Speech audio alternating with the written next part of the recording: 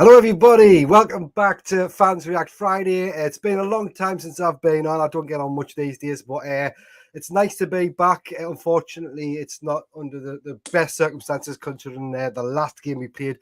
But today on the channel, it's just the three of us. We've got, as usual, the very intelligent, as Sean would say, Matthew Lead. How are you doing, Matthew? All right?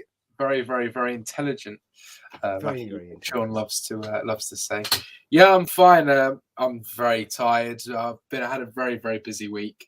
Head's a bit battered, but yes, I'm looking forward to Fans React Friday, which is the best thing to look forward to at the end of a busy week. Yes, definitely. And we've got a new member of the team who's going to be on the shows quite regularly or whenever he's available. And sometimes you might see him outside the ground talking to Sean. But everybody, see it. Welcome in the chat to Thomas. Hello, Thomas. You all right? Yeah, I'm all right, Paul. It's been a long day. Finished work early, thankfully, so I've had a bit of a rest before I, come on and talk about Sunderland and that. So yeah. I'm looking forward to it. Excellent. Well, I've actually had about 2 weeks off work. I had COVID. I've done my lateral flow tests. I'm all clear to go back to work tomorrow night, unfortunately. But I don't mind my job. It's not too bad. We'll get cracking straight on. Before we go through some of the questions, let's have a little look in the chat like we always do. See who's in here. Acacia Cameron Jude, good evening, everyone. How are you all? Let's hope for 3 points tomorrow. That's a definite. Lauren Kenny, hiya, sweetheart. Hope you're all right. Joanne Punchin, the top moderator. Morgan Gray, good evening, all. Hope you're all well. That's our cameraman. Works with Sean. Hope you're all well, mate. Clayton Edwards, hiya, boys. I think he's still a moderator. He used to be. Hope you're well, mate. We've got Patrick Ward. All right, lads. Have we got anybody? There's people coming through all the time here. So plenty of people watching. If you've got something you want to say, drop a comment. Just leave it in the chat and we'll get to it as soon as we can. We've also got super chat enabled. Now you don't have to do that, but if you want to, it's sort of you pay to do a comment and it sort of helps the channel out with a little bit of money. So if you want to do that, we're not going to stop you, but don't feel like you have to. It's perfectly fine. Lauren Kenny, hope you're feeling better, Paul. I am. I'm feeling fine. To be honest with you, all I had was a bit of a cough. So once again, I would like to apologise if you hear weird noises next door. My daughter's having a bath. She always has a bath time at this time for some reason. We should change it to a Thursday, I think, but there you go. Right, we'll get straight on with it. We'll start off with the obvious, Matthew. Lincoln City away with home. Lincoln City at home. Sorry, I've just did a type one here. What went wrong though? What do you think between Wickham, which obviously we didn't get 3 points, but I thought we played really well. What was the big difference between that game and Lincoln? Well, first of all, I just want to point out that for some reason the stadium of pitch was waterlogged, although it didn't even rain. So I don't know what's happened there. I think the groundsman's left the sprinklers on for a bit too long, and the pitch was soaking. The pitch was absolutely dreadful. I said we haven't played it for however long. Since Plymouth, I think, at home. That was the last time we played at the Stadium of Light. That was quite a long time ago. And I'm like, what has happened to this pitch? First of all, that was the first thing. We couldn't even play our football. If you notice when watching the game, the players couldn't even control the ball properly. It wasn't even for some reason the players just couldn't control the ball or run forward with it or do anything. It just looked like I don't know. It was like, well, what's going on? We couldn't even play. I thought Wickham's pitch, to be fair, was really, really good. It was a really, really good pitch, which enabled us to play our football a little bit more because we are quite a good football inside. I think the quality, like Pritchard, even Ross Stewart's a very good footballer. Embleton, that these are players that play the ball on the ground. And, I think it was a very, very difficult game for them to do that. I think it suited Lincoln City a lot more. Obviously, the two teams play on the same pitch, but, to be at a disadvantage and while you're playing at home due to your pitch is just beyond me, first of all. But yeah, there was no kind of fight or desire. It was literally just dead. It was I don't know. I was watching it going, Jesus Christ! Like if I got on that pitch, I could show a bit more fight and effort. And these just seemed dead. It's like no one wanted to go forward or anything. I was just like, what the hell is going on? And McGuire, he's bound to have a game like that when he plays against us. But honestly, not one positive to take. I don't know. It's a collection of things that what went wrong, but just nothing seemed to. I don't know. There was just nothing there. Yeah, no, of course. I think. I mean, I watched the game as well, and I was like, we didn't even like come out like normally. One of the halves, you come out and you're all guns blazing. There was none of that. I know you can blame the pitch a little bit, but I think it was just disappointing. There was something. To me, there was something else. I mean, we couldn't even string a decent pass together for long periods of the game.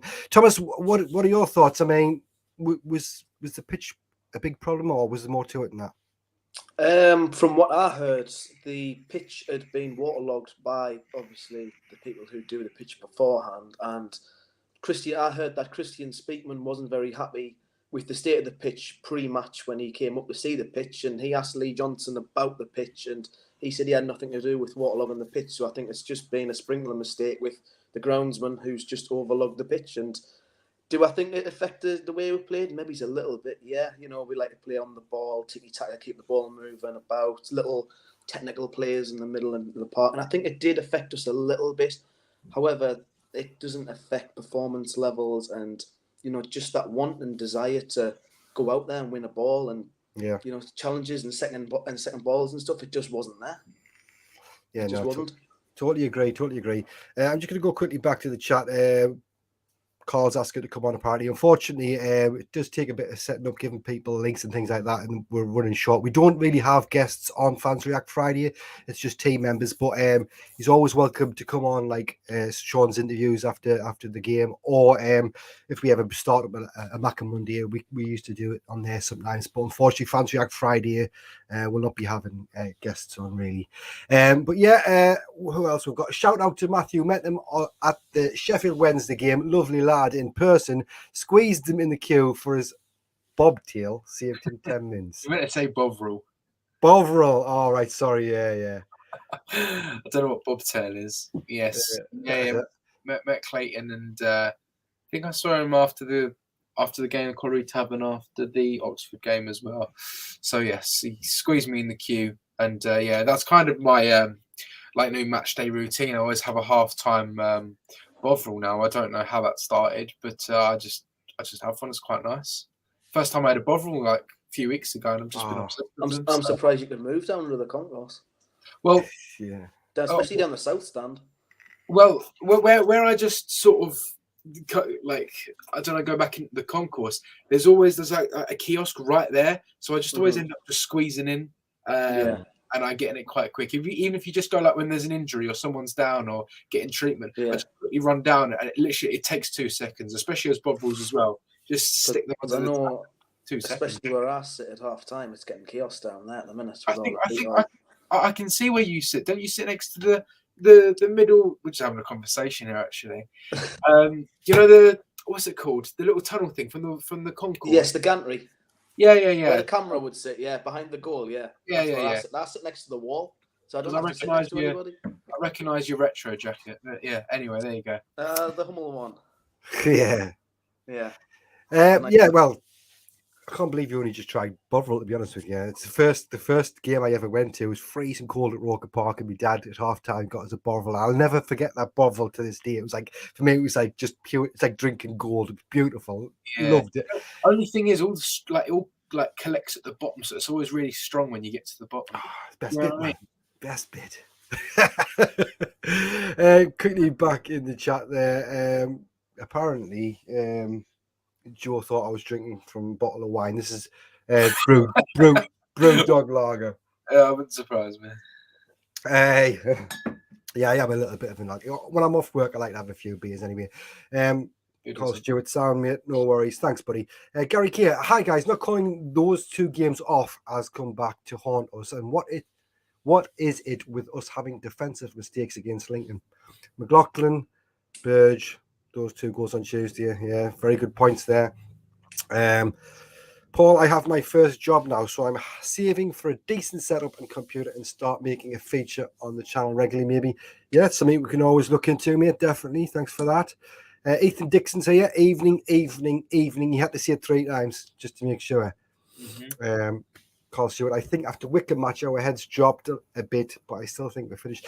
Yeah, the heads shouldn't have dropped because we did play really well against Wickham. They were a tough team to beat. Patrick Ward, Bovril, and a pie in the formal end. Yeah, excellent. Gary Pearson again. Oh, Gary Pearson, this is one of the team members. He's done the quiz for us tonight. We should be coming on later on. Sorry, I'm not with you tonight, chaps. Watching from afar. Shame, as I had plenty to say, notably about Lyndon Gooch and mystery graffiti artist. Oh, yes. It looks like he's been on the sunbeds there, he's been on the sunbeds of Sean. I think that's Photoshop because he never smiles like that, does he? When does he smile like that? He's normally like, we're going to get beat 2-1. Do you know what I mean? So it's a bit like me when I go into games now. Anyway, Sunderland too long. We'll crack you on a few things I wanted to mention about the game still. Do you think, Thomas, Bailey Wright's missing from the team? Do you think he's a big miss? I think Bailey Wright is a big miss, yes, especially when you've got obviously the young lad Doyle he's getting mentored under Flanagan, and I feel sorry for him if he's getting mentored under Flanagan because I've never been Flanagan's biggest fan. I think there's always a mistake in him. Admittedly, this season he has been better, but Tuesday night just showed the frailties in his game. I'm afraid he just isn't good enough. I don't think so. I think Bailey Wright is a big miss in that defence. Yes. Yeah. Do you agree with that, Matthew? I mean, I thought quite highly of Flanagan this season. He did make a shocking mistake in the Lincoln game, but I think when he is alongside Bailey Wright, he's even better. How would you feel about it? Yeah, I think this game, probably along with the Portsmouth game, was one of his worst performances. But to be fair to him, he's been really, really good this season. To be honest with you, he's probably one of the players of the season. I think he's been really, really consistent in his performances, which for him in the last few seasons has been quite rare. But along with Bailey Wright as well, recently he's been playing really, really well. Been a massive miss actually, and. Yeah, look, I think the quicker we can get Wright, Doyle, and Flanagan back together as sort of that back three, the better, really. Because I think obviously we would really miss them in the Wickham game. I think with Doyle and Flanagan just playing together at the back, it doesn't really work as well as Wright. I think they complement each other quite well. So Wright has for me been a big miss, but Flanagan, to be fair to him, has been very consistent this season. Yeah. Do you think that's why he plays a back three? What Johnson? Do you think Johnson plays a back three because he knows that he hasn't got that much confidence in Flanagan and Doyle together as a back two? Yeah. He uses Bailey Wright as extra cover in case they make mistakes. I think it's not the case if he doesn't trust them. I think it's more the case that they play even better with Bailey Wright there. And I think Bailey Wright is a good character on the pitch as well. He's sort of a captain as well. He's a good player to have on the pitch with them. And I think we play a slightly different way. I think our fullbacks, obviously we'll play wing backs really, wouldn't we? To play further up the pitch because we're having a lot of problems in that area of the pitch really with injuries and stuff like that. You can't really trust Denver Hume to defend. So to play a back three, and if you're going to play Denver Hume, it'd be a bit further up the pitch because I think he's okay going forwards. He's been really poor recently, though, I have to say.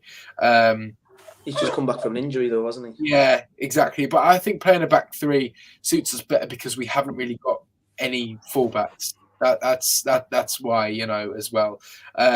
And it's proved it really, playing a different system and trying to play fullbacks when Huggins out injured. Wyatt that try Hume or whatever he isn't at least getting on the bench. Give him a chance. He surely can't do any worse than Tuesday. So I think we're just having a lot of problems with injuries and stuff and COVID at the moment. But tomorrow, I think by now Johnson said that a few players have come back, so hopefully that means Wright, and hopefully we can just get back to the form we were before. Yeah. Talking about lads coming back, Mizu's put, hello lads. Hopefully Hoffman and Dijaku are two of the 4 predicted players to be back for Saturday. Not to forget Wright. I don't know. I do quite like Dijaku. Hoffman, I don't know. I know Patterson isn't like the best, but I think he's done quite a good job. I think Dijaku, listen, he does a few good things here and there, but his overall game, I just think he's not very suited to playing in these games where you have to actually use your body more than your footballing ability sometimes. Like the Ipswich game, like I've never seen someone struggle so much in a football game. And I think, do you know what? It sounds horrible. I think he might have done us a favour getting injured in that match and going off. Well, I don't think he really got injured. It was a contact injury. But I think the fact, maybe if it was like Luke O'Nien and he had the injury, he probably could have gotten and stayed on the pitch and played the rest of the match. But for Diaku, I was just, it wasn't the right game for him. Same with the Portsmouth game as well. There was probably a few others in there. Diaku's just physical games. Yeah, he's not very suited in playing. As for Hoffman, I am not so convinced by him. I think he's miles better than Patterson, to be honest with you. But I don't think he's that much better than Burge, to be honest. But give the lad a chance. He's still quite young. He has made some good saves this season. Mm-hmm. But I wouldn't say at this point I'm too convinced by him. Mm-hmm. Fair enough. Colin Major says that's just no. I think Colin Major said to make it worse is Chris McGuire rubbing salt in the wound. Now I wanted to quickly get on this. Thomas, there's a lot of calls saying that he should have been sent off before he scored the 3 goals. Obviously, we're not going to get into the debate about how shocking referees are because we sort of did it every game for a while. But did you see that as a sending off? I think the challenge in the first couple of minutes should have been a sending off, if I'm perfectly honest. If you look back at the challenge itself, it's a reckless challenge. It's whether he's gone in to hurt the player or not, it doesn't matter. It's a reckless challenge and it's studs high. It's a red card. Yeah, that is a red card. And if that isn't a red card, it's only a yellow. The celebration in front of the manager should be a sending off as well. Yeah, I believe. Yeah, Matthew, would you agree with all of that or some of that? I agree that the celebration for Lee Johnson warranted probably at least the yellow card because it was just a bit ridiculous to get up in someone's face like that. I understand why he did it. I think I understand the reason behind doing it. I don't agree with it, but I think probably Chris McGuire had a bit to offer last season, and Lee Johnson never really wanted to use him. He just didn't really fit into his plans. Lee Johnson did say, an interesting thing in the press conference today that, when he chooses players, when he chooses a team, it's based on what's right for the team and based on what ability the players can bring for the certain type of game plan. It's got nothing to do with any personal. He doesn't he did for example, it's not like this season he hasn't started Frederick Alves because he's got something personal wrong with the Frederick Alves. He hasn't got a personal problem with him. It's just the fact that his ability doesn't fit into the system that he wants to play in that match. And he said, Chris McGuire, he doesn't want him to think that he didn't like him personally, because that's not the case. It was just he didn't want to fit into his plans. Now, for me, I would have rather played Chris McGuire last season than the likes of Jack Diamond on a lot of occasions, because I think Chris McGuire has much more quality to offer in games than Jack Diamond, for example. So, I think I can understand the reason with Chris McGuire's celebration and etc. As for the challenge, I agree. It is a sending off. It happened so quickly. I think it was difficult to see. Obviously, we haven't got the benefit of VAR for the referees to go and watch it back. But it was a studs up challenge. He got nowhere near the ball, and it could have been a very devastating injury for Winchester. Thankfully, it wasn't. But Winchester sending off 100% was a sending off. Denied a clear and obvious goal scoring opportunity there. And McGuire, to be fair to him, when he scored a goal, he very respectfully didn't celebrate at all. Only in sort of Lee Johnson's face, but that's got absolutely nothing to do with Sunderland Football Club. That's just between him and LJ, to be honest. So, I was watching his reactions when he scored, or even when he was just going to take corners and stuff like that. You could see a group of fans giving him some shit, and he'd just be like, before he scored, he'd be sort of shrugging and smirking. After he scored, but exactly, like he was just. Before he scored, they're running and applauding him and whatever.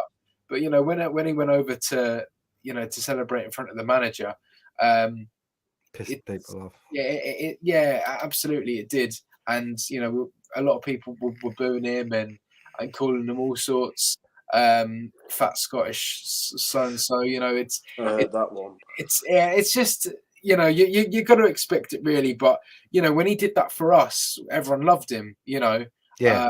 When Max Power ran over to Carl Robinson, I know Max Power never played for Oxford or played under him, but he celebrated in front of him, and then we all found that very funny. So it's just the way it is, really. It is a difficult one, but I think Chris McGuire, I've got really nothing bad to say about him. He gave us all when he was here, and he proved tonight the quality that he has. Unfortunately, I mean, he would have games like that for Sunderland. However, there would be maybe 1 in 10 games that he'd have that game for Sunderland. So yeah, it's just the way it is, really. I've got to agree with that. What I don't understand is when Lincoln obviously got the second goal with the penalty, Winchester was sent off.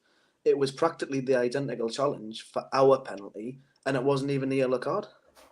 That's what I don't understand. It should have been a red card for there, surely. Yeah. Well, that's what they're arguing, that Pritchard was going to be through on goal there. And yeah, I don't know. I think it's because McGuire was last man. I think maybe there was one Lincoln defender standing in Pritchard's way. So that's kind of the only thing there, to be honest. But yeah, I don't know. It was very poor for McGuire to even be in that position in the first place. The fact, obviously, Lineguch missed the kick, but there was literally no one else there. But I don't know. It's a difficult one. It's a difficult one. But I see your point. Yeah. I mean, I was always a fan of Chris McGuire's as well. Thought he could come on, and even if I think I would have kept him this season, I would rather have kept McGuire than Aidan O'Brien. Yeah. I think McGuire just has like moments of magic. Even if he's having a bad game, you can just see like a potential goal in him at any time. You know what I mean? I think he's a player that needs to be loved by a manager to get the best out of him. Yeah, that's a fair point. If there's ruptures in the camp, he's not going to play for you. Yeah, definitely. I just want to say quickly as well, big thank you to Joanne Punchin, who did a donation of $8.99 via a super sticker. Really do appreciate that. I'll get some beers with that as soon as it comes through. So, I'm only joking. No, but we do appreciate that. Thank you. EGG, do you think it's a selection error not putting Younger or Alves in for Bailey, keeping system that works? I think you touched on that already, Matthew, really. If it's not in his plans, I can see your point, definitely. But yeah, I don't know. I'm not too sure. I'll just leave all that up to the manager. Up until Lincoln City, I think most of the games he was doing all right. So we'll leave it at that. Kev Flavin, evening, lads. I hope you're all well. Fingers crossed we can get back to winning ways tomorrow. Chris Scott, would you play Matchday or Younger? It's better than switching formation. Yeah, I can see what people are saying, definitely, but I'm not going to get into that. If anybody wants to talk about that, that's fair enough. 7-goal involvement in 9 games at Jacko. Yeah, Adam French, just seen a boat go by Newcastle. I think it was a Cambridge crossing the Tyne. Yeah, I'm just quickly scooting through these. Emberton got a straight red card earlier on in the season for a similar type of tackle. So much inconsistencies with the refs, but yeah, that's nothing new in this league. Yeah, you could say the same about the Premier League though with VAR. They are. Yeah, we complained about the refs in the Premier League, didn't we? I think they do. Kevin Friend, he was one of the worst ones. Yeah. I think overall they do generally get a bit worse the further down the leagues, but you can't expect quality refs these days. I don't know why. I can't complain. I've never been a ref. I don't know how difficult it is. So I think the best referee we've had this season was Bobby Madley, who was an ex-Premier League referee.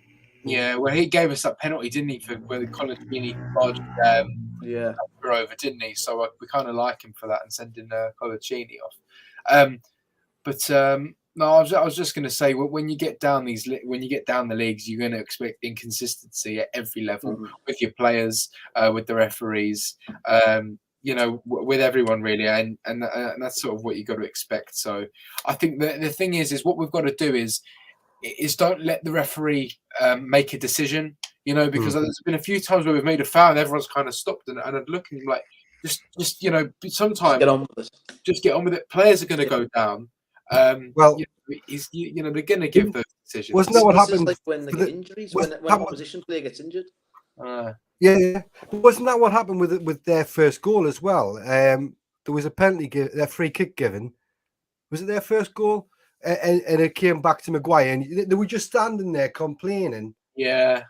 I mean, that's so frustrating for me. Like, if you disagree with it, fair enough, but at least wait until, the referee's not going to change his mind. That was just attitude that they showed all night, though. Yeah. So it's not. That's the negative attitude that I think they showed all night as well. It's not my fault. Yeah, I don't understand where that negative attitude came from because, despite the result at Wickham, we're putting in a really good performance. We really fought for that to try and get that victory. Disappointing that we didn't. But yeah, I don't know. It was very, very poor. There's been a few times where teams have caught us out like that, where we're too busy arguing and Gooch is a great, perfect example of maybe he does all this stupid little step overs and stuff, and then someone just nicks the ball from him, and then he just throws himself on the floor and just pretends he's injured, and then starts waving his arms at the referee. Yeah. Get on with the game. Well, he did that for the Oxford goal, didn't he? And he gave that one away a few weeks ago. Yeah. Oh God, I know. He just lay there on the floor and just to the referee, "Where's the foul?" Yeah. And it's just get up and get on with it. And equally as well, he'll give fouls away in positions where you just don't need to foul them. Constantly our players come up behind the other team and just don't foul them, don't foul them, don't foul them. The ball could be in absolutely no danger whatsoever. It could be in the halfway line. Or maybe not the halfway line, but a little bit closer to the box, but not in the place where there's any danger. We'll commit this stupid foul, and then they'll get a free kick. And then this free kick will give them a chance to just get everyone in the box, whip it in the box, and then that gives them a chance to score. And a few occasions that's happened. Do you two think that this is the beginning of a streak? Oh God, we're losers. Well, it depends on it depends on it depends on it's. The streaks, people call it Streaky Johnson. Now, I blame the streaks on the players, players' mentality. I don't blame it on Johnson. I don't think he's going out there or doing something different for a set of games. Do you think this set of players have a weak mentality? I do. I think some of them do. I think some of the important ones do. I don't want to really name names as such, but I think I do. I would say it's definitely more the players to blame for these streaks. But it's funny, he has had them in other clubs as well. So if it is him, what can he be doing differently? I think he finds something. I think he finds something that works, and then he plays. He gets found out. He gets found out, and then it takes him a bit of time to find this other system to play. Obviously we're playing quite well earlier on in the season with 4-2-3-1, wasn't it? Yeah, exactly. We're 4 at the back, and then we're playing quite well, and then we started getting a bit found out with it, and then he started playing another system of 3 at the back, and we're playing with sort of Broadhead and Stewart, and we're getting some good performances, and then teams found us out after that. He did the same thing last season, though. If you remember, he's playing 4-2-2-2-2. Yeah, exactly. And then he switched it up, and the season peaked out in the end. And we didn't even know what we were playing after that. We just thought it was going to be a 1-1-1-1-1-1-1 formation. We didn't have a clue. And then obviously he started with this other one, the 3 at the back now, and we're actually playing quite well with that. And then we've gone back to a 4 at the back, and I think with excuse me, Doyle and Flanagan at the back, along with whoever's playing left back or right back. It's very predictable. So it's very easy for teams to do their homework on us and work us out. So I think it's just sort of about having a backup plan. I do think Lee Johnson does have a backup plan. However, at the moment, he just hasn't got the players to do it really, with a lot of them being up with COVID and stuff like that. So this is why January is really important for us. Do you two think that square pegs and round holes catches us out as well? Yeah. I don't like seeing players being played out of position, but I think, again, like what Matthew's just been touching on, it's difficult. I mean, sometimes you could put a player in the right position that's not as good as a player that in the wrong position, in that position, if you know what I mean. That doesn't sound like I'm making sense, but it definitely doesn't help. Ideally, having a big enough squad where you've got enough players in each area that are meant to play in that area is is obviously the best solution, but I don't think he's always had that this season. See, I think it could potentially. You could say it's sort of the recruitment's fault and the manager's fault at the same time for that, because obviously we went into this season with no right backs. We signed a right back who then got injured, and then we were playing a midfielder at right back. We've been playing a winger at right back, and now that we've signed a right back who's been playing every week for his club over in Ireland, we don't play him, and we play a left winger at right back who's cost us 2 goals the other day. Are you talking about the new signing? Yeah. Now I'm talking about Trey Hume. Yes. Why do you think he's not playing? Is it? I mean, it can't be match fitness, can it? Johnson. No. Used the he term. said something about He wants to settling breed him in. He wants to breed him in, and my mate Ethan said a very good point of if he wants to breed him in, then just send him to the zoo. So I don't know. I mean, I don't know. We don't know what he's like in training. I mean, obviously we know there's a big gap from the Premiership to the Championship, from the Championship to League One. Is there a gap between where he's been playing to League One, or is it the same sort of caliber? See, I seen the lad who plays for Blackpool, Lavery. I think this is Sean Lavery. He came over from Ireland and he fit straight into Blackpool's team, and he was scoring goals. And he scored against us down Bloomfield Road earlier on in the season. So I don't think it's a case of whether the levels are different. I think that if you're not ready to play in this league, you'll never get anywhere, because this league isn't very good in terms of quality. Yeah, no, I totally agree. One thing I wanted to touch on as well, because when I heard this, I was like, I really didn't get it. Obviously, I know what football's all about opinions. We'll start with you, Matthew. It was Danny Collins on the post-match show with that other guy. What's his name again? Frankie Francis. Oh, Frankie Francis. Yeah, very excitable man. I've actually wrote it on my phone, and I've put it in quotation marks. This is what Danny Collins said. First half, Jack Diamond was our high spark. Like, I personally, I can see him, he's running down the wings, but he wasn't doing anything. He wasn't taking on any players. And I found it frustrating. I couldn't wait for him to come off. Do you think, I mean, you've already picked it anyway, but did you think Diamond was any good? I can see why he said that, because when the performance was just flat and no one was getting forward, and we just kept passing it back over and over and over again. And I think Diamond was the only one who got the ball and made this run forward. And I think because no one else was doing it, he was running forward. But that's all he ever does, Jack Diamond. He just runs and then does all these quiff turns and step overs and doesn't really get anywhere. Yeah, like, I've never seen Jack Diamond actually get anywhere. Like, he runs, but like, I've never actually seen any end product from it.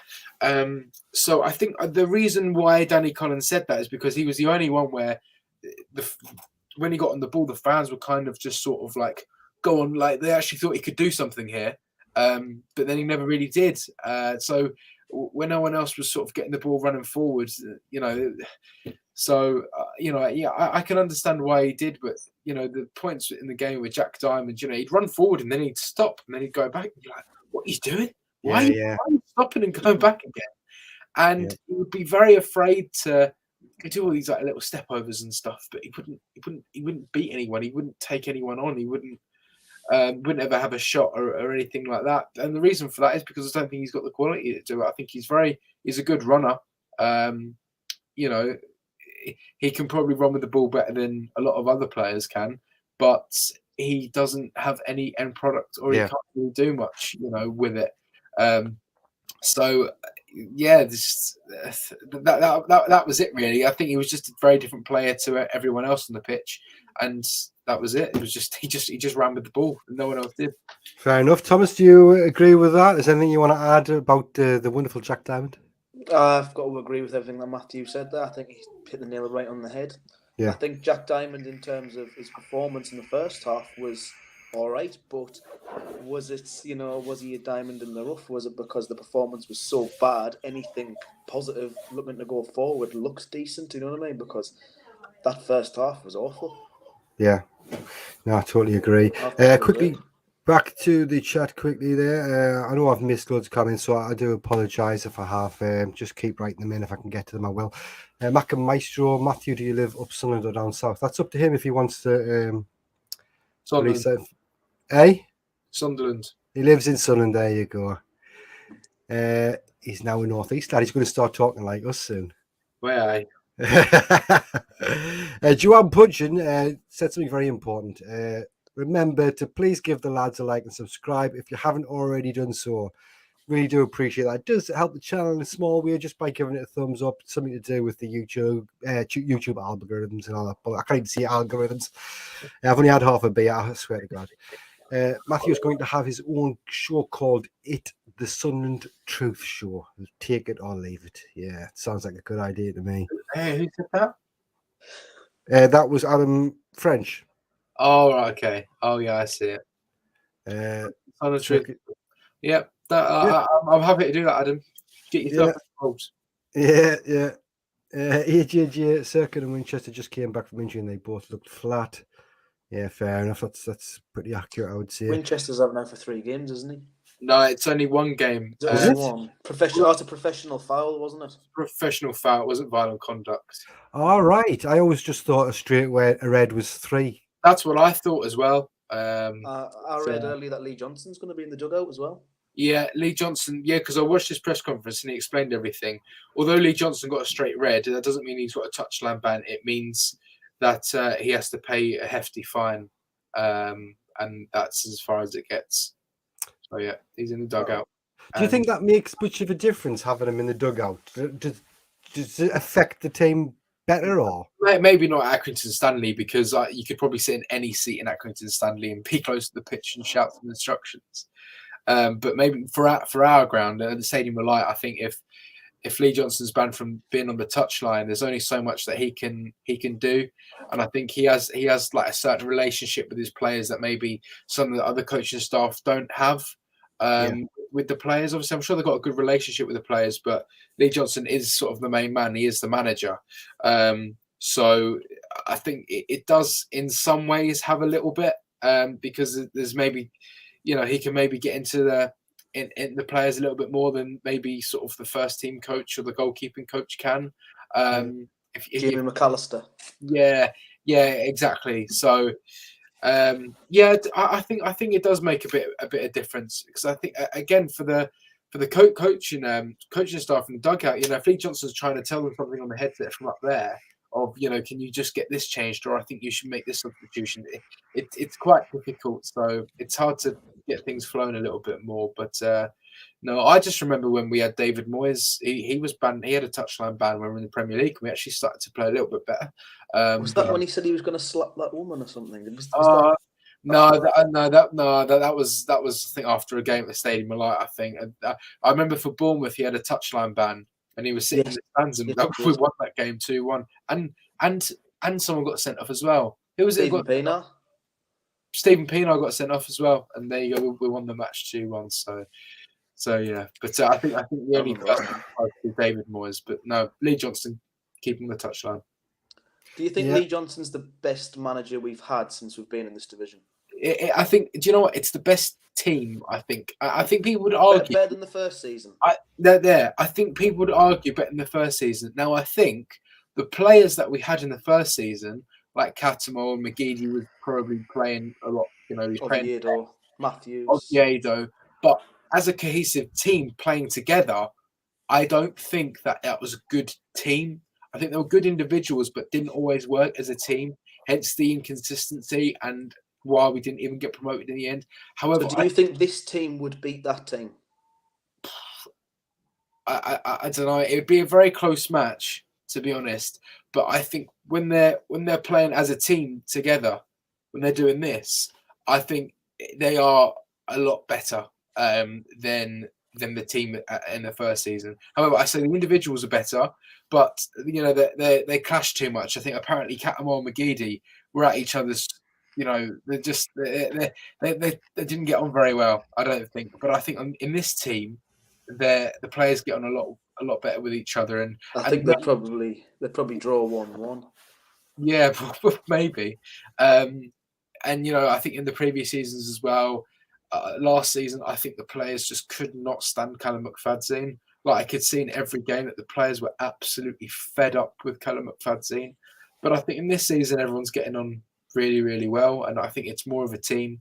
You know, when we have a good performance and we win, you could probably pick out everyone as man of the match.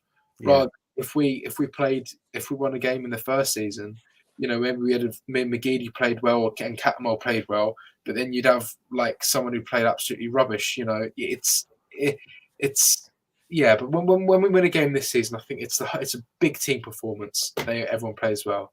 So yeah, I'd argue that this team is better this season.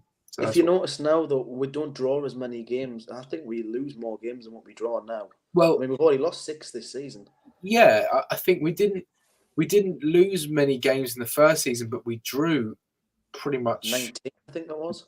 Yeah, we drew absolutely loads, and this season I think we're winning more. And when we do win, we're not so much scraping wins. We're really just destroying teams. I think, you know, like the Sheffield Wednesday game, like Wickham at home, and you know, I could probably list a few others as well. But yeah, look, we're gonna have ups and downs this season, but you know what? We're top of the league going into this year.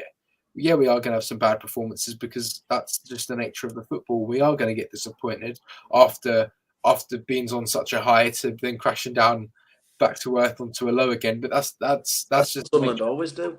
Exactly, it's what Sunderland always do. But it's about the end result. What happens at the end? Where are we going to finish right at the end? If we have the same season or just a little bit worse season in the second half of the season as we did in the first, we'll go up easily. I think. Where do you two think we'll finish? In honesty, second. I'm going to see a second only because I can't bear the thought of I just can't bear the thought of it. And I think we have got what we were saying there about is he the best manager we've had. I agree with Matthew. We've got the best team. I think the team's better than we've had, but I also think the way we're playing it's got something to do with Lee Johnson as well. So out of the managers we've had down here, I would say he is the best one we've had. I've never once called for him to go, even when we've had that like really bad patch. I just don't see anybody better than him that would come, to be honest with you, in this league. Personally, I know there's arguments with that. Sean's had different views, but I personally think we should stick with him this season, definitely. And the team is definitely playing better. Some of that's probably down to recruitment, obviously, but yeah, I'm what happy. would you do if the team didn't go up? Well, we can't see. I still don't think, and people might disagree, but I still don't think we can just change the manager. Like, I don't think that's going to solve it in this league. I don't think we're going to have anybody that's going to come in and be the savior. I think I would still give Lee Johnson the start at least of next season. I'd give him the window. I don't know, Matthew's sliding a little bit. No, I agree. All right. I just say, especially because we've got such a young team, there aren't as many professional players, and I think professional. Well, when I say professional, I mean more experienced players. When the more experienced players experience something like a manager being sacked, they can sort of handle it a little bit better because they know how to play in different positions. They know how to play under different styles and things like that. When the players are like young like they are, I think they'd find it very, very difficult and a massive change to keep chopping and changing different manager. And I think we could even make things even worse for ourselves. When I talk about Lee Johnson building a relationship up with his players, this is one of the things I'm talking about. You know, these players who are 18, 19 years old playing on the pitch for Sunderland, you know, and playing in front of over 30,000 fans on the weekend, you know, nothing really in life can prepare you for that. But, you know, when someone trusts you like Lee Johnson does and you play for a manager like that, you know, you build up a relationship and you know, you feel a little bit more comfortable going out and playing. But to change that would be really detrimental to the players. I think you're not playing Football Manager. These are human beings with real lives and real careers. I think it's just it isn't the right thing to do at all. Do you not think the patience could wear thin, not only within the ownership but with the fans as well with them eventually? Well, definitely. The fans are always unless we're finishing getting promoted, they're going to complain. There's going to be a vast majority of people wanting them out. I guarantee it. After the games, the they're going to be calling for him to leave if we don't get promoted. But like, unless one of these fans can come out with an ideal solution, like, oh, this manager wants to come, he's going to be good enough. Then they shouldn't. Man, I'm not saying they shouldn't. They can't really say we want to get rid of him, but we haven't got an answer to it. Yeah, Thomas, I think everybody's just tired of teams like small. Yeah. It's no disrespect to them overtaking us. Do you know what I mean? Well, I think this is a very hard question to answer at this point in the season. And I sound a little bit like even Boris Johnson here. It's a very hard question to answer, but it is a difficult thing to answer at this stage of the season, because it's one of these things where I'll tell you at the end of the season. Mm-hmm. When I think it's a very hard thing to predict, and it's one of these things where you have to be in this situation to make that decision, because the jury's out till then.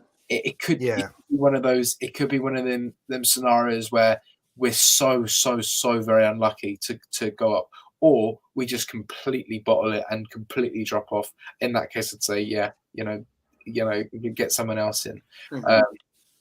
But yeah, no, that's what I think about it. I'll give you a good answer at the end of the season, Thomas. I just want to. There's a few things that I want to get in before the quiz, if possible. We've got a 10-question quiz coming up, so those that have just joined us, you haven't missed it yet. I think it's 10. You're not too late for the quiz anyway. There was a comment from Patrick Ward with a nice donation of $4.49. So thank you for that. There's 1 point less tomorrow at Accrington Stanley for me because he's given us the donation. Thanks, lads. Like your channel. Really appreciate that, Patrick. It's going to a good cause. Thank you. Right. One thing I did want to ask as well is rumours of players coming in. One in particular that I want to talk about. Is it total dream world, or is it possible that we could see Jermaine Defoe come back? Thomas, do you think this is just the fans making stuff up, or somebody said something and it's all hope, or do you think it's a realistic chance that we could have Jermaine Defoe back at the Stadium of Light? It could be a potential chance. I hope it's a potential chance of him coming back. I mean, I remember watching Jermaine Defoe score goals for Sunderland. He scored against Newcastle twice up their way as well. And, I hope Jermaine Defoe comes back. Definitely. I know he's 39. I know he's kicking on a bit, but I think the quality of striker that he is and has been, I still think he could do a job for Sunderland, especially off the bench. Yeah, big style. I personally totally agree. Matthew? Yeah, look, I think at the age of 39, he's probably fitter than some of our current players at the moment. You know what? If someone said to me right now, they say, we've got Jermaine Defoe here, he wants to come and sign a contract for Sunderland and he'll play until the rest of the season, there's absolutely no harm in just saying yes, get him in. It's kind of, for me, if he's offered to you Jermaine Defoe, look, he might play every game, he might not, he might come on as an impact sub, but the quality that he has, you can't, you don't lose that quality. I know the age he's at 39, but to do really well for Rangers and for him to be very well like there. Look, the rumours are going to start immediately anyway. When he leaves Rangers, the rumours are going to start like that.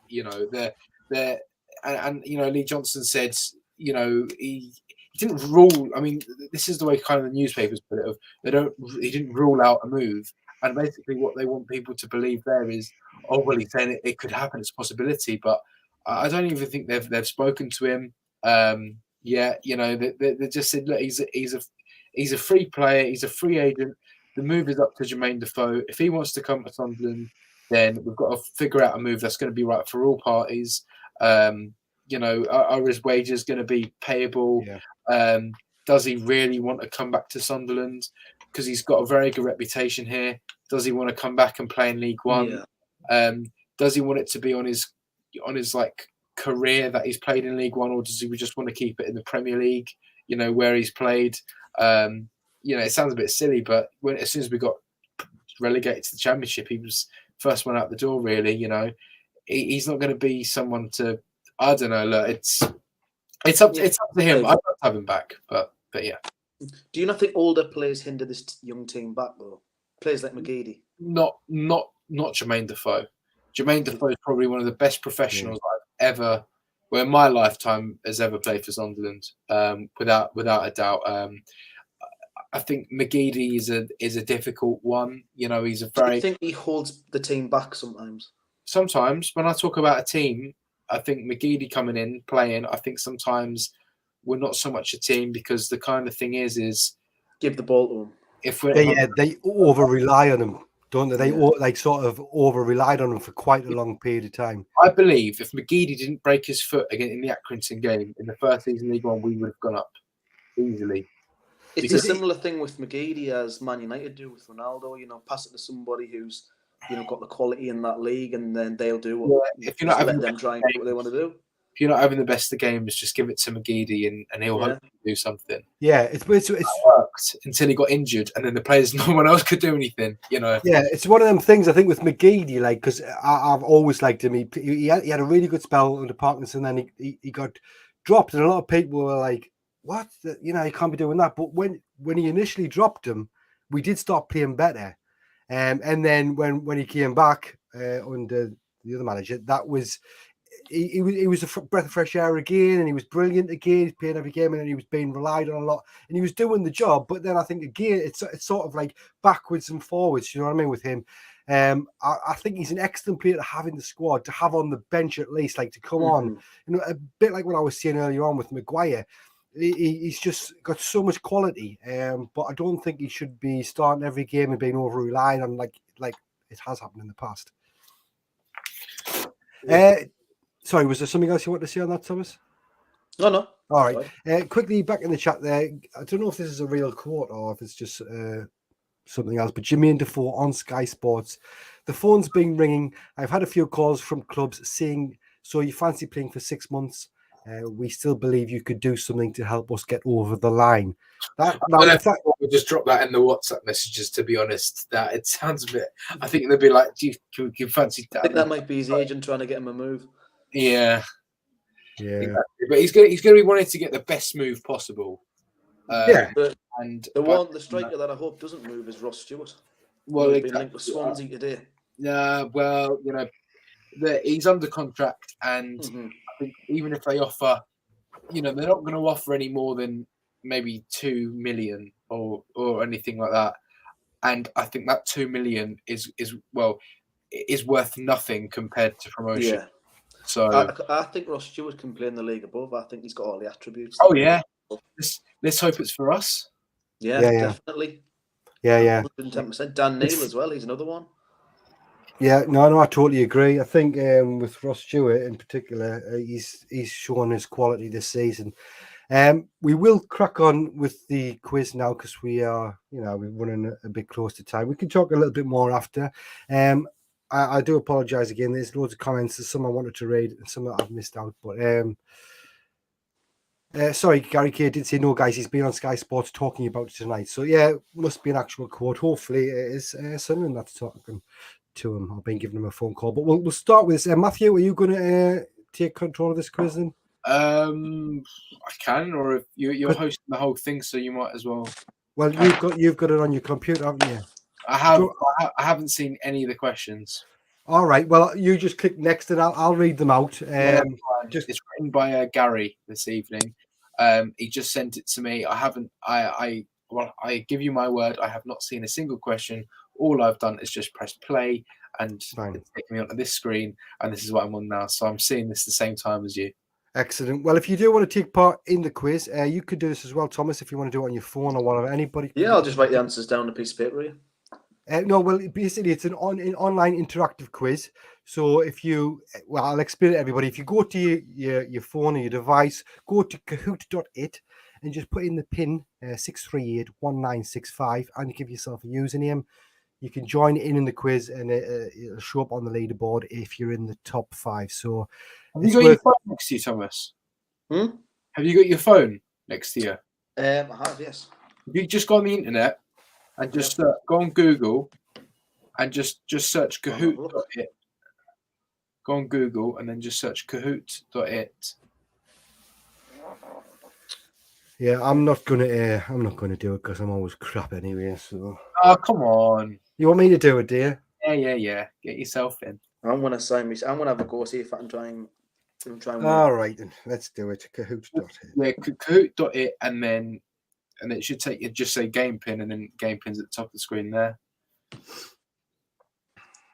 Oh, 638 1965. Enter. Right, 3, 6, 8, 1, 9, 6, 5. There you go. Saf fans react. That's me. We've got Who Are They? We've got Few Beers. We've got Hanny. We've got Fish Tanks TV. Hume Squared. Brad Podcast. Acacia. What's that? I need my glasses. Mag Slayer. Ivor Big Cox. Excellent. That's a good one. Cobby Wobbles. He's a regular. Or she, sorry. Few Beers. I've already said that. We've got 2 Few Beers. We've got Ian Sunsaf, another regular there. And we've got, is that Are You seeing us? I don't know. And we've got Mandy Gray, who's actually won it in the past. Very good with the Yep. quiz. All right, then I'll just press go, press start, and Yeah. let's hope for the best. Yeah, let's do it.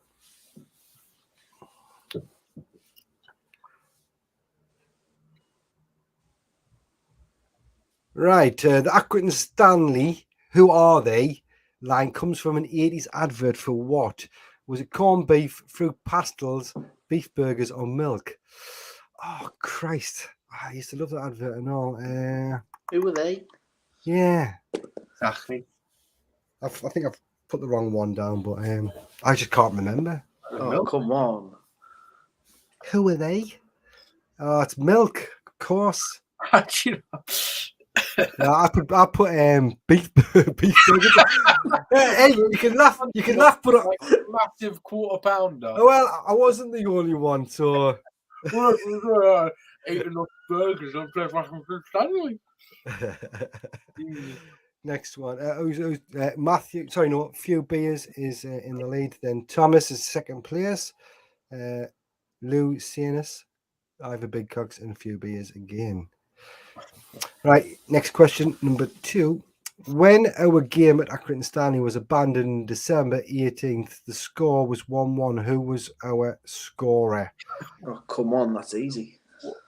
Why is that the picture? Why is that set as a picture of people holding hands? That was just a clue. Maybe. Gary did say some of the pictures might be wrong, but Chris McGuire. Chris McGuire, there you go. So why that is the picture because it came off his arm. So yeah, I remember that game getting called off. Yeah. Fish Tank TV's moved up into 5th place. We'll go straight on the next question.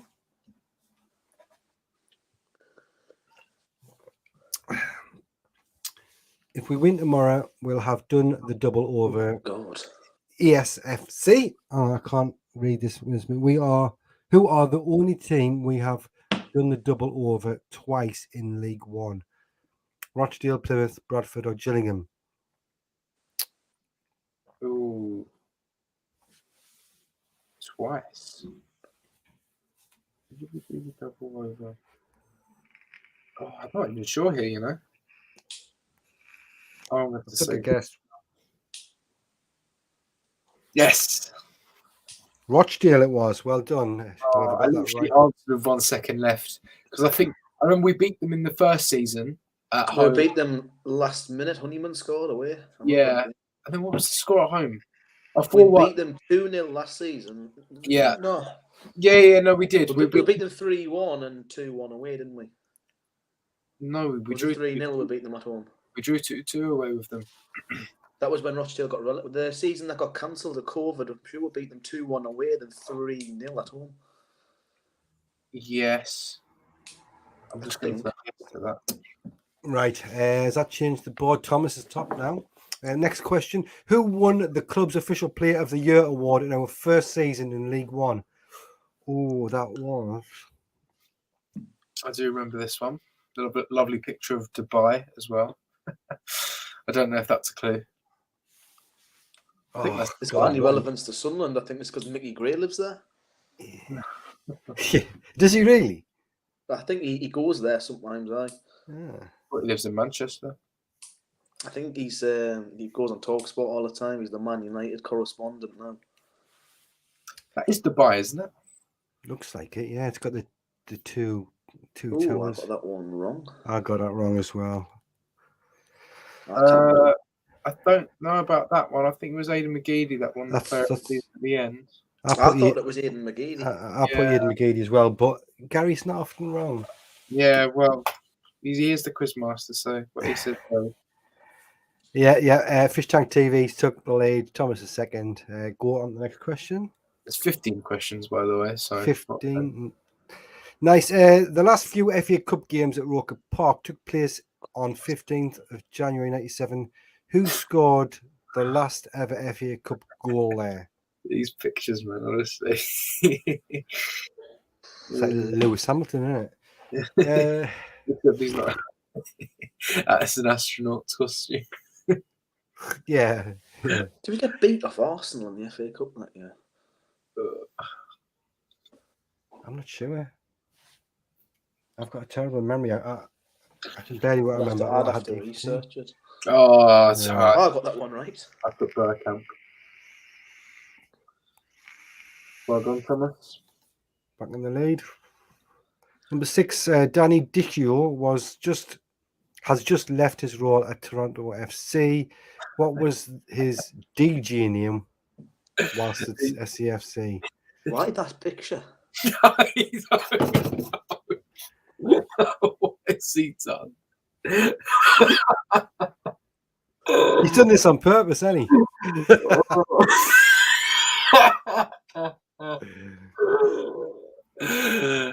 Oh gosh, almighty. This is like a question my dad would know. I got that one right. Well, there was 2 right answers there. I don't know about this. Gary's Gary's run through this. He's done a mistake, hasn't he? I put DJ double D. I don't know if anybody's in the chat knows what it actually was. Well, even though there was 2 answers, still got it wrong. This is like the Tory Sunderland quiz. They must have been drunk when they did it. Right. Next question is: who was the club's youngest ever captain? Barry Venison, Charlie Hurley, Bally Mumba, or Rich Carter? Oh, it was Barley. Oh, hang on. Take a guess at that one. Let's just give everyone the answer there. Hey? I got it wrong myself, so. Because I remember he got given the captain's armband against Wolves. He was 16 years old, which made him the youngest ever captain. John O'Shea gave him it, didn't he? Yeah, he did. Oh, well, I've got it wrong then. Rich Carter. Oh, dear me. Bally Mumba is the answer. There you go. Let's see if that's affected the top. Yeah, Thomas has gone back in the lead. Fish Tank TV second, and SEFC Star is third. Just rushed through that. Yeah. Which of the following South American countries does not have a recognised Sunderland international supporters branch? Is it Peru, Colombia, Bolivia, or Chile? Don't I guess at that one. This is crazy, actually. The amount of international supporters branch Sunderland have. Like, there's one in North Korea as well. Crazy. Yeah, that is. I think the Netflix documentary had a lot to Bolivia. I put Peru. Same, I put Peru as well. Colombia, I put. See, we're that famous. We've got fans everywhere. Except for Bolivia. Except for Bolivia. Yeah. Next question. We might get there one day. A question for the big lads only. Costel Pantilimon is our tallest player ever. He's also second heaviest. Who was heaviest? Titus Bramble, Vito Manoni, Brian Dean, or Billy Whitehurst? At least he's got the picture right for this question. Yeah. He's in a Nottingham Forest shirt though. Yeah. I've took a guess at Titus Bramble. He was a big fella, so. Yeah. Oh yeah, there we go. Fair enough. Usually, the answer to Gary's questions are people that I've never heard of, or people I'm a bit less familiar with. So I was expecting it to be Brian Dean or Billy Whitehurst, but I do remember Titus Bramble being like quite big. Yeah, definitely. Back TV. Right, we're on to number, I can't remember, 10. 3 SAFC players starred for Ghana in a friendly Oh, I know this one. with England in 2011. Jean scored the equaliser. Who scored for England?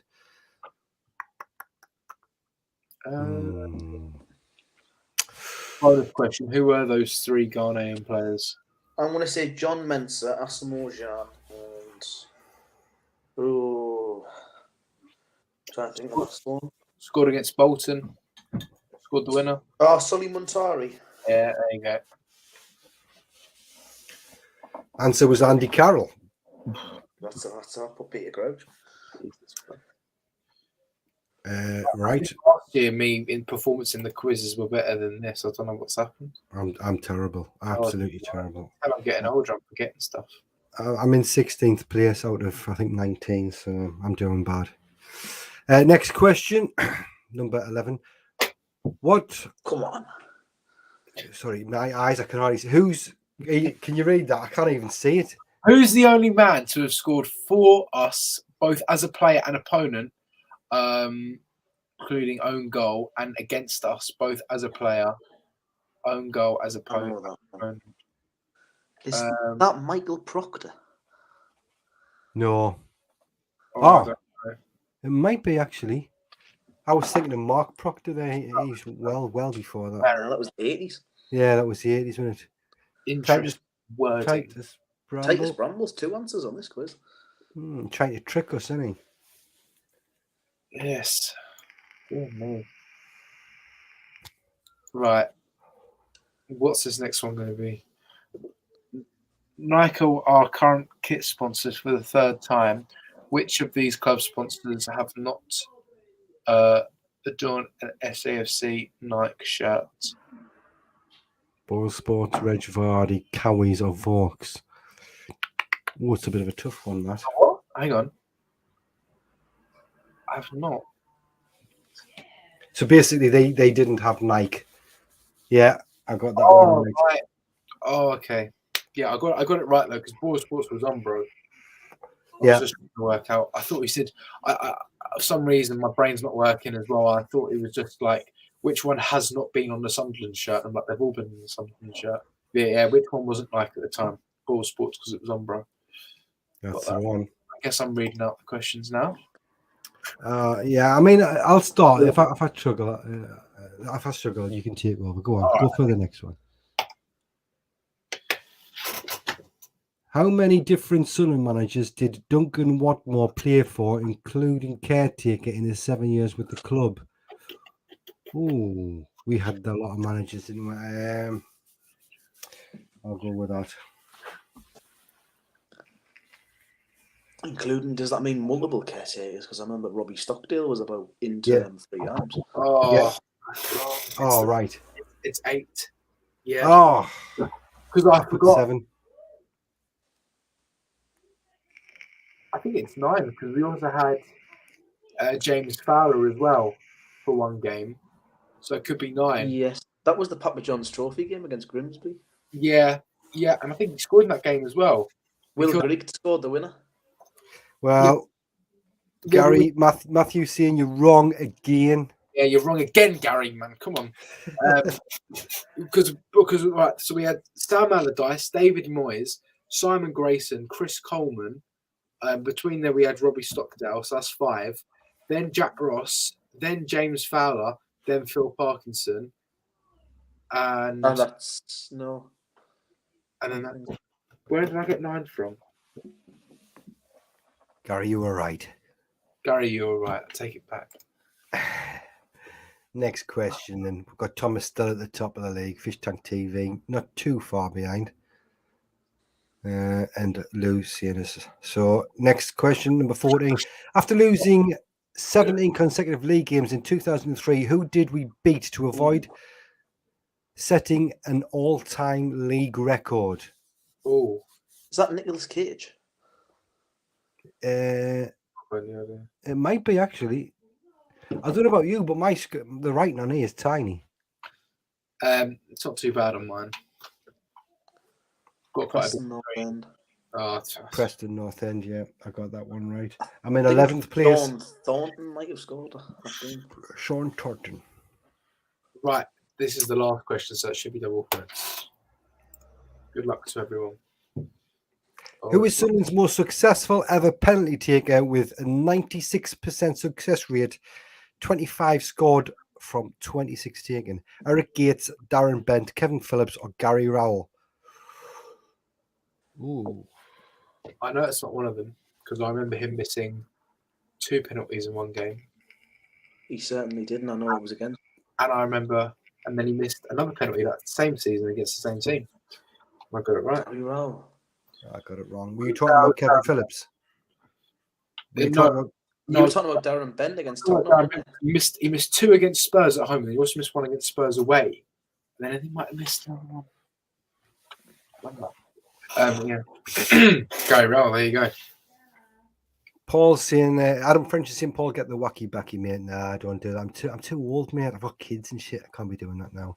I think that's the end of the quiz, isn't it? It is. Yep. And the podium looks like this. In third place, we have Lou seeing us. Well done, mate. In second place, Fish Tank TV. So I think I know it is our very own new member, Thomas, won the quiz. Well done, Thomas. Thank you very much. Did you enjoy that? Yes, I did. Excellent. Well, Matthew Just won't a be shame I happy didn't 'cause get a trophy. Matthew's always quite annoyed when he doesn't win, but he's getting better. He used to get really, really annoyed. It's weird. The reason why is because when we used to hold up, when we used to do it the old-fashioned way before this modern-day technology came around, we used to hold up our answers on a piece of paper, and I'd only be against the people on the stream, so everyone would kind of make me look more clever than I actually am in some ways. Now we've done this, I lose every week. I don't even remember the last time I won. Usually I finish about 7th or 8th now, so You just have to do your homework. Nobody's done well, maybe apart from you, but Matthew's done so much. He knows so much more than I do, but that doesn't take much doing, to be fair. But yeah, well done for everybody that took part in the quiz. Really appreciate doing that. I've got a couple more things I want to go through. Let's have a quick look, see if I've missed. I don't want to keep people out the chat. Another enjoyable watch, lads. That's from Stevie Mac. I work with a lad called Stevie Mac, but I don't think it's him anyway. This is the Dixie Normus fella. You know the one that Stevie. Oh yes, Stevie's a good lad. Him and his son usually go to the game, don't they? Yes. Yeah, he's a good lad. Black Cat's vlogs. Will there be another one after this? I don't know if he's talking about a quiz or whatever, but no, that's it. Right. Next Friday, another show. Oh, there'll be another show next Friday. Yeah. Excuse me. Excuse me. COVID. No, I think this vape dries me throat out. Anyway, a couple of things I just want to go through. First of all, player of the season so far. I know this is something that Sean sometimes asks the fans outside the ground.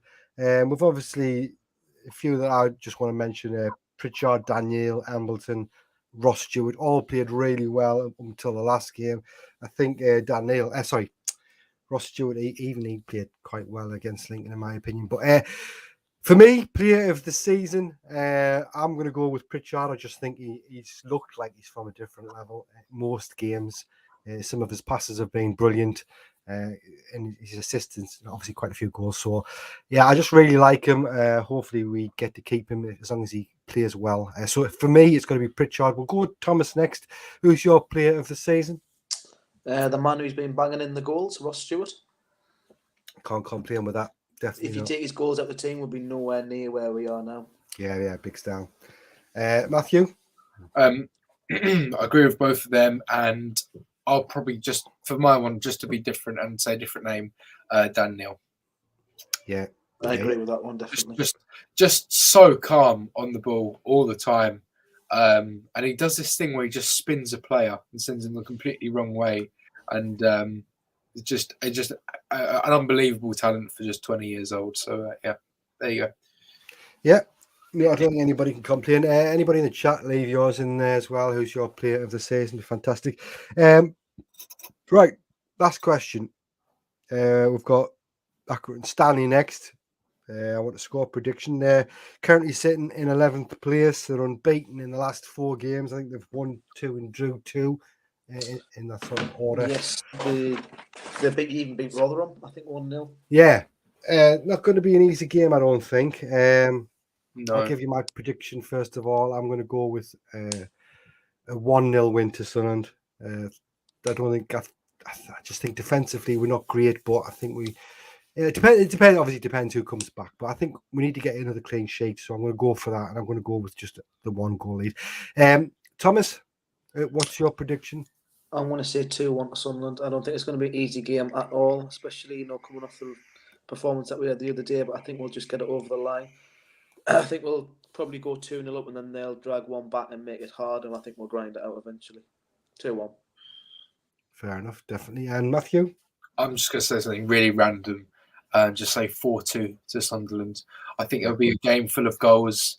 We'll get 3-2 up, and then we'll just nick another one to just seal the win. And that's what I'm hoping for. So 4-2 to Sunderland. And if I'm right, then yes, I'll give you the lottery numbers next week. Excellent. Yes, that'd be fantastic. Adam French, Callum Doyle should get a mention. Yeah, totally agree. Callum Doyle's been really good, especially for his age. But in this league, yeah, he's done really well. He's going for 2-0 win to the lads. Joanne Punchin saying 2-1 to Sunderland. So yeah, I think all anybody wants is a win, and it doesn't matter how it comes. Comes off someone's backside or whatever. We'll take it. Flanagan's arse and I don't care. Yeah, exactly. But yeah, I think that's about it. Is there anything you want to add, Matthew, before we end it, or are you happy with that? I'm very, very happy with that. Yes. Excellent. And Thomas, thank you very much for Thomas. Actually, how you found it, Thomas? You enjoyed it? I found it all right. It's been a good experience. It's been a good chat, and I'm glad that you've accepted us on the channel, and I'm glad we can spend time together to talk about Sunderland. Yeah, definitely. So it's what we're all passionate about. It's what we all love. So thanks again. I do want to apologise again. If I've missed any comments on that, I really do apologise. It's just we've got that much to talk. We normally try and make these last about an hour. We're about an hour and 20 minutes almost in. So thanks again, everybody that's watched. Come back for Sean's pre. Is he doing a pre-match? Is he at the game, Matthew? Do you know? Is it the game? But there's no pre-match for away games. Of course, yeah.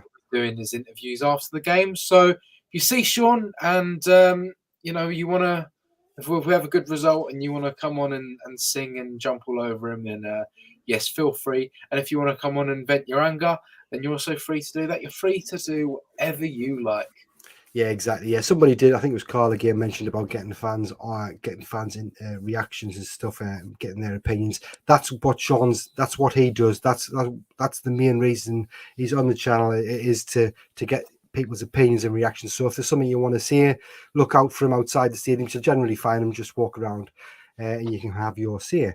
But yeah, that's going to be it. You guys take care. And for now, thanks for watching. We'll see you later.